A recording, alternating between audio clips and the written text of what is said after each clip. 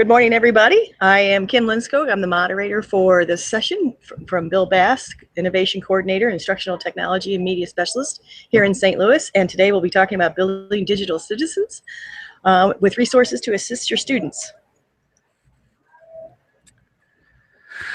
All right, so hello everyone. I am Bill Bass, and as you can see, I am out in the woods. I am in Klondike Park in Augusta, Missouri, which is a little bit outside of St. Louis, outside of St. Charles, Missouri. So you may hear some birds, and I told Kim that if she sees a bear coming over my shoulder, that she will need to warn me of that.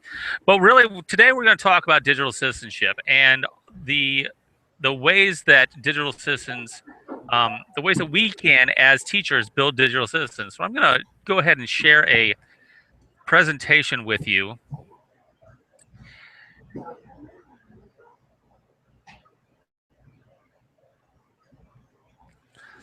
So as we talk about digital citizenships, first of all, again, I'm Bill Bass. I'm an innovation coordinator in St. Louis, Missouri, and that sounds like a made-up title, and partly because that is a made-up title. It's something that we created about 2 years ago to continue to rethink school. And as I am rethinking, as I am thinking about technology and the way technology works inside of schools, I have to question everything. And I've been in education for quite a while, and this is probably my 8th different job that I've held, from classroom teacher all the way now to district level coordinator. And what this has caused me to do is think differently about our world. And it's my job now to think differently about our world. So when I talk about building digital citizens, I'm thinking about how can we make systemic improvements to our communities so that we can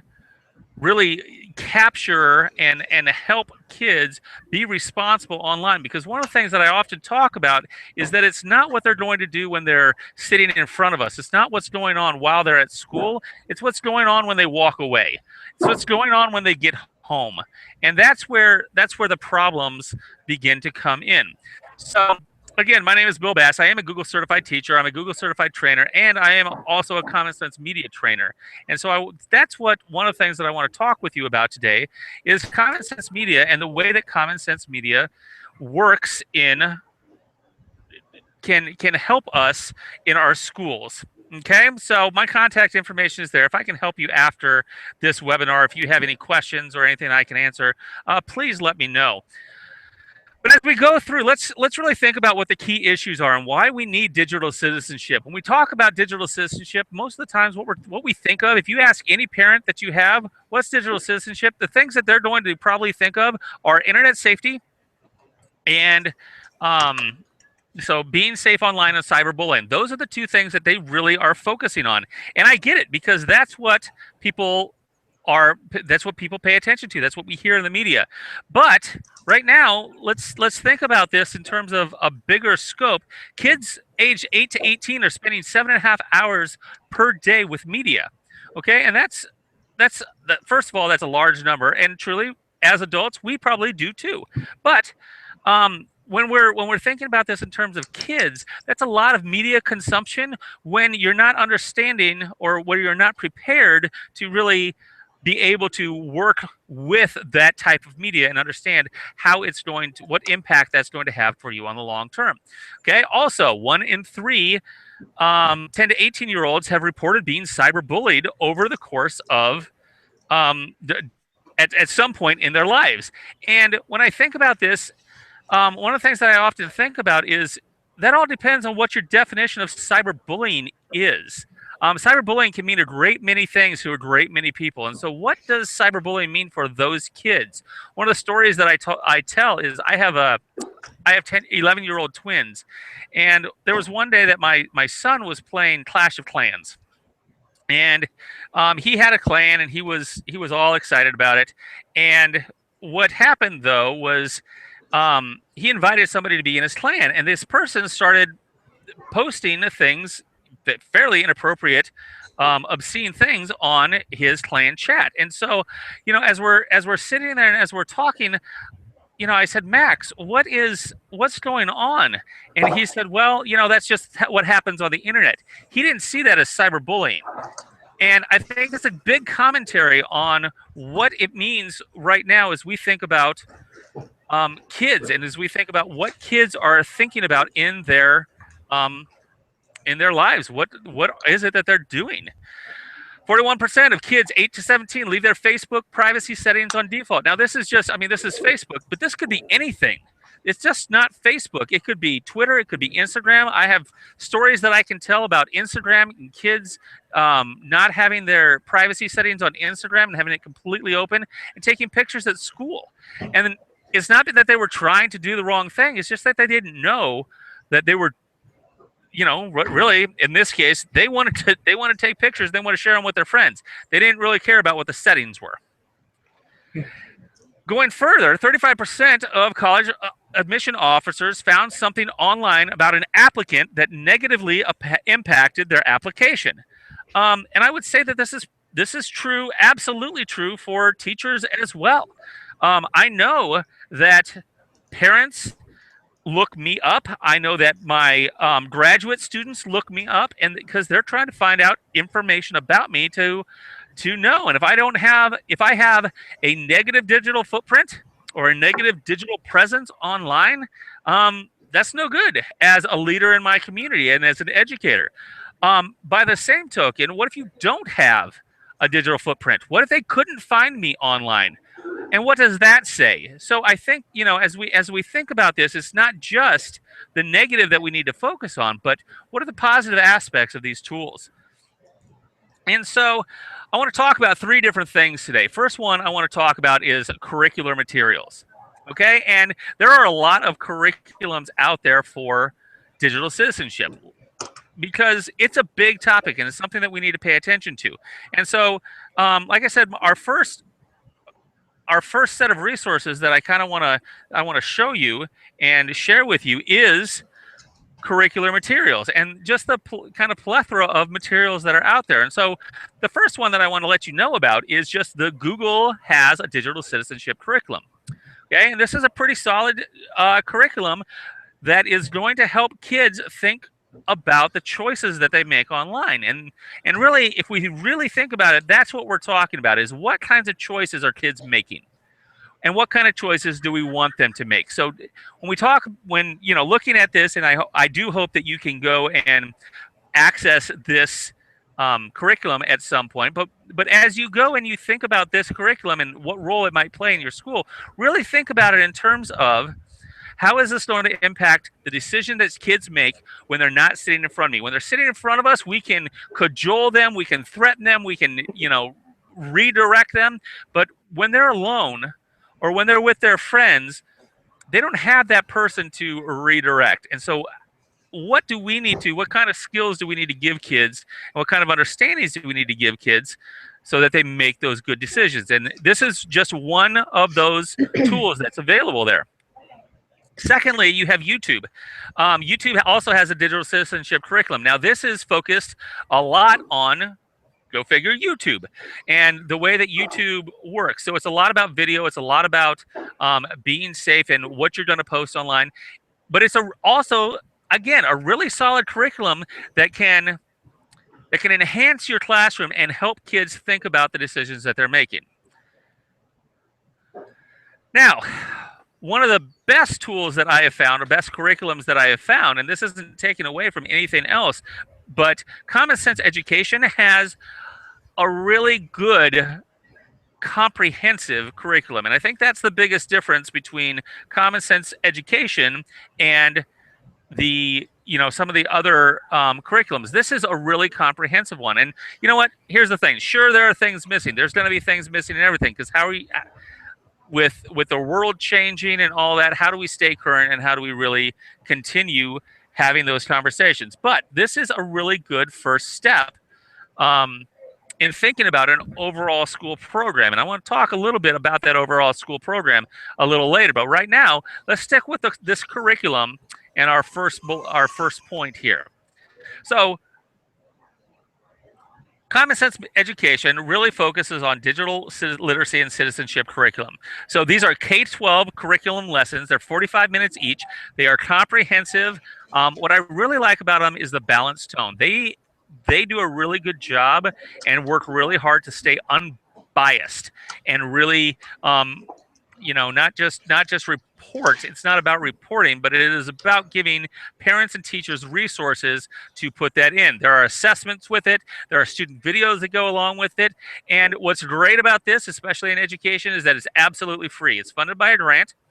And it's one of those things. Now, you do have to have an account. So once you create an account, you will have access to all of the curriculum that's there. But this is a really good starting point, especially for teachers who may not be comfortable with this right now themselves. They may have some trepidation about, I don't really understand digital citizenship, so how am I going to teach it and talk about it with my kids? And that's where this can be such a huge resource for teachers as they go through. There are a variety of different curriculum categories. And if we look at this list, there's 8 different categories. And I said earlier, if you ask any parents what they think that digital citizenship really is they're going to probably talk about 2 things: internet safety and cyberbullying. Okay, but look at the rest of these items that are on here. So we have relationships and communication. How do you communicate effectively and responsibly? Privacy and security. Don't share your password with your friends, and this is why. So things around that. Internet safety is there, cyberbullying, of course. Digital footprint and reputation. Like I said, what happens if a student can't find me, their teacher, online? What does that say about me as their teacher?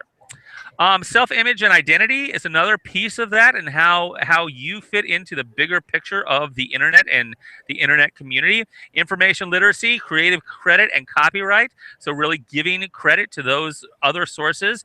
And what's cool about this, and what I like most, I think, is all 8 of these are reflected in each of the grade level bands. So we have a grade level band for K2, for 3-5, for 6-8, and for 9-12. And these 8 items are all represented in every one of those bands, and it is amazingly age appropriate. And so you have kids who are in kindergarten talking about things that are important to kindergartners as they begin to see themselves in the world and what that looks like. This is a really great place to have those conversations around even copyright. We don't think a lot about kindergartners needing to cite sources and things like that, but it's not that they are learning how to cite sources here. It's they are getting prepared to be able to cite sources. So all of these kind of build on themselves over time as well. This is what the scope and sequence looks like, and as you can see, this is for grades K to 2 that you can see on the screen. But there are, you have the category. So in this place, Unit 1 is going places safely. This has to do with internet safety, and it's about where to, how to be safe online, and to follow certain rules that are available. We go down to, it's keep it private, talking to kindergartners about how to not give information to every website that's out there just because they're asking for it. What does that asterisk mean? That means it's required. If you're actually filling out a form, how can we be diligent about that with kindergartners? So that's what I really like about this, is that it is the scope and sequence. It is K through 12. It uses every single one of those categories inside each and every grade level band. It is completely age appropriate, and the curriculum is really adaptive and high interest and engaging for kids as well. This scope and sequence is also available in multiple types of forms. So one of the types, the first basic, kind of general access one is the online printable PDF. And so you can take this PDF, you can print them out, you can use them in your classroom, you can modify them to fit your needs, because that's really what it's about. Common Sense, sure, they're trying to, kind of continue to build their brand, but really what their mission is to make this stuff accessible for people. And so the online printable PDF is a great way if you don't have access to technology across the board. It's a great way to get that access and give kids the ability to interact with this content. Additionally, you have iBooks. There is, because of the Apple iPad platform with iBooks, you have the ability to download. And it's what's nice about this is it's not just a PDF put on an iPad. It is an interactive, engaging piece of software and an engaging ebook for kids to really get around and interact with. Content is essentially the same. It's just the delivery method. Additionally, and like we said before, there's printable lessons, but this is after you log in, you're going to see that this is what the teacher view looks like. And over on the right-hand side, you're going to see that there are related resources. So there's other lessons that are there, curricular materials, scope and sequence, and standard charts, and all that. You can download the lesson materials. But what I also like about this is right down in the lower right-hand corner, they have the materials in Spanish, and they're trying to expand their languages so that they can reach more kids in more different ways. And so I think that's really exciting, and it brings that accessibility of the content just to more kids, and hopefully is going to make the world as a whole a safer place because they have the ability to access this content. After each unit, they also have unit assessments that go along with that, and so it's not just we want to check for understanding at the end. And so again, if it's not our lesson and it's not something that we are comfortable with as teachers, how can we give kids an opportunity to check for their understanding? And so this is just one of those ways that we can actually do that. Inside the online and basically on the iPad, you also have those interactive tests. And what's nice about this is you get this, the kids get a certificate saying, hey, you did it, you finished, congratulations. But then you also have a teacher provided report with the score for the unit. So if you do the units back in the scope and sequence, each one of these items, each one of these modules is broken up into units. So there are 3 units for like the middle school grade levels. And if you go through each of those units, let's suppose at those grade levels, you could take then a assessment at the end that is going to give the teacher the score. And basically, it adds that layer of accountability to it. With the iBook textbooks, there's another piece that I really like about this is there is a student edition and a teacher edition for each one of the iBook textbooks. And so now it's broken up, the entire curriculum for grades K2, 3, 5, 6, 8, and 9, 12 is broken up into that particular iBook. But what this does, again, is it just gives access. These are completely free for you to download and use with your kids. Inside the teacher's edition, there are student assessments, there's lessons, and there's additional resources that you can use with kids. In the student edition, there are embedded videos that is interactive, and they can really, there's a lot of drag and drop and really interactive pieces where they can find information and interact with information and use that information, because a lot of times we give them information, but they don't necessarily have the opportunity to use that information. The last piece about curriculum that I really want to share here is the family tip sheets that are available with each lesson. And I think this is a great way to do outreach with your community and really push out information to parents, because a lot of times parents are in the same boat. They don't know where to start. What's great about this is all of these are copyright free. I mean, they are done using Creative Commons, so you can send these out in a newsletter with your regular school newsletter and really try to engage families in this same conversation. This brings us to our second point that I want to talk about today, and that is the digital manipulatives. Inside of Common Sense Media, there are a couple different apps and tools that are available that are digital that you can either download or use with your students. And so the first one I want to talk about is the Digital Passports, grades 3 through 5. This is an app, but is also online. It's game-based, and they work through, you can kind of see on the screen here, there's 5 different games that they work through. So this is creative credit, search, upstander, communication, privacy. Those correlate right into the themes that, or the categories that are found inside of the scope and sequence. So that's a really nice piece. And what's great about this is if, as a teacher, if I want to assign this maybe as supplemental work, I can create a dashboard where I can go in and I can see my students' progress and see how they're doing and see what they did well on and what maybe we want to do some reteaching around during class, maybe as a whole group. So let's just analyze some of that data. Here are just some of the features that go with it. It is available on Google Play. It is on Edmodo, and it is on the iOS App Store. This app also is available online, so kids can play it online for free. Once they complete, they get a badge and a certificate, and gives them that sense of accomplishment. The next digital manipulative I want to talk about is Digital Compass. The Digital Compass is for grades 6 through 10, so it's kind of that middle school age range. And this is brand new. It just came out. And what it does is it gives kids an opportunity to take on one of these characters, and it's adaptive. So based on the decisions that they make, the story changes throughout, and the tasks change for them. And so you start choosing a character.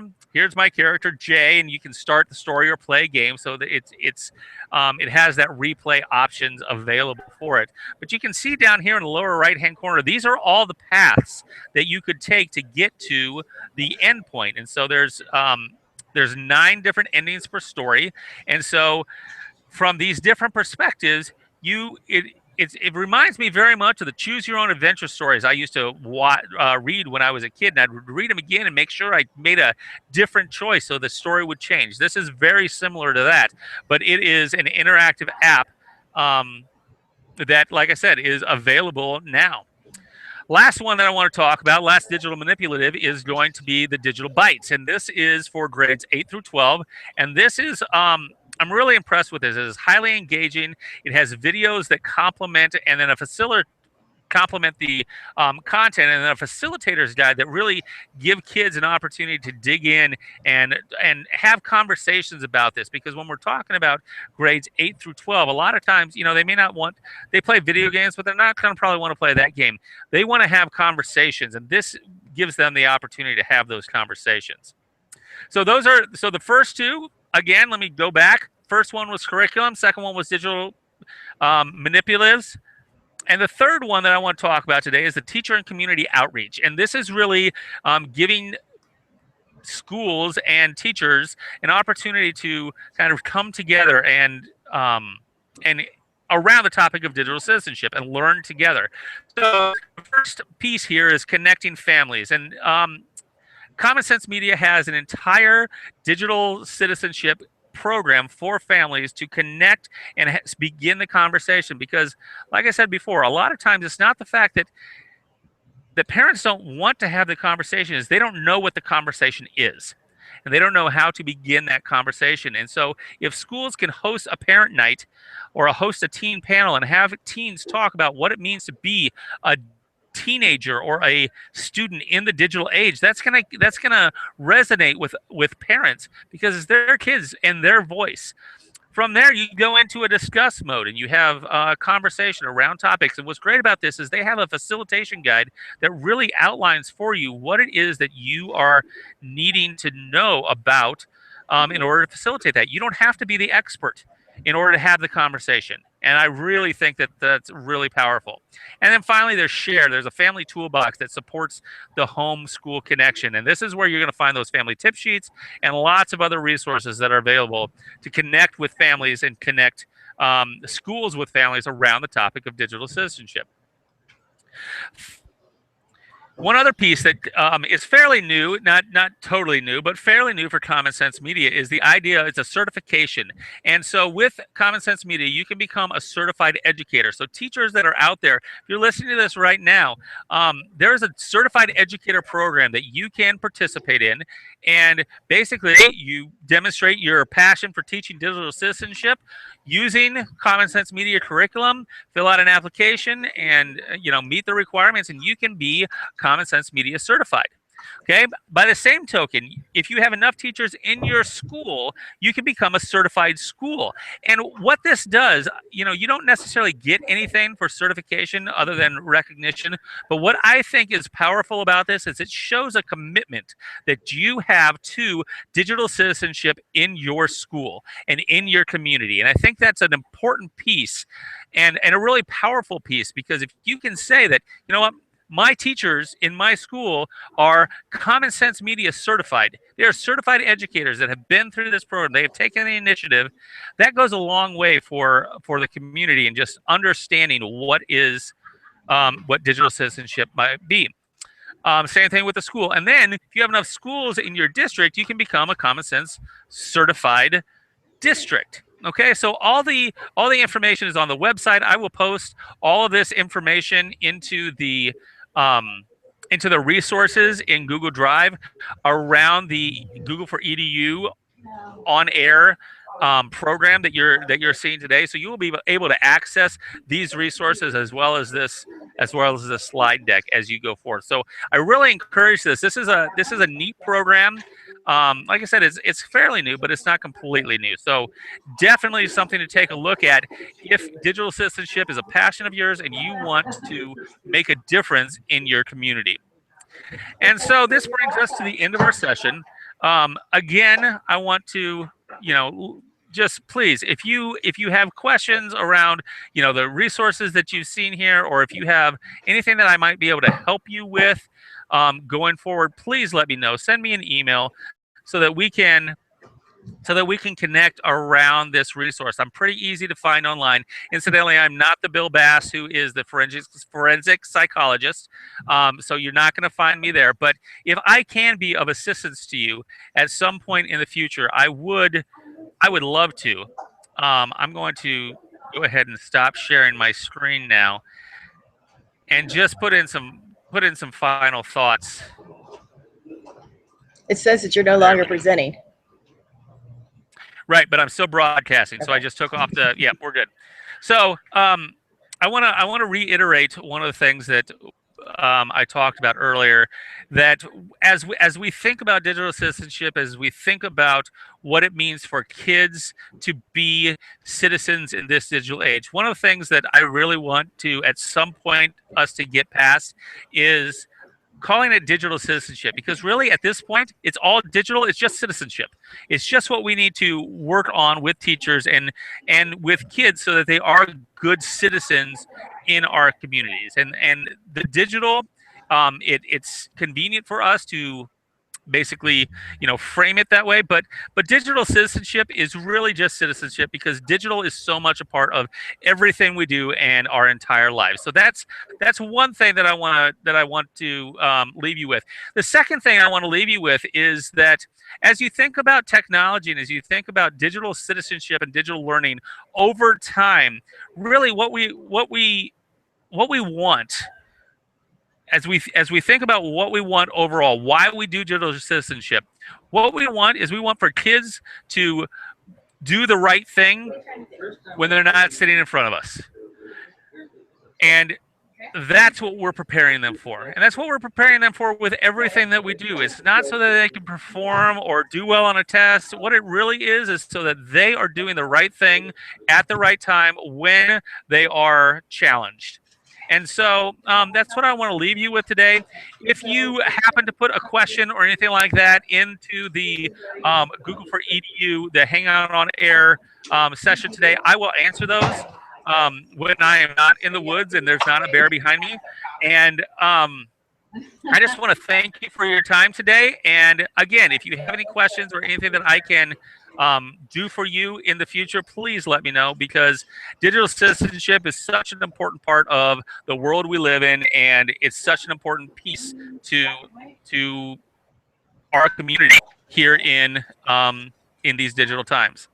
So thank you very much, and I hope you enjoy the rest of your sessions for this Google on Air.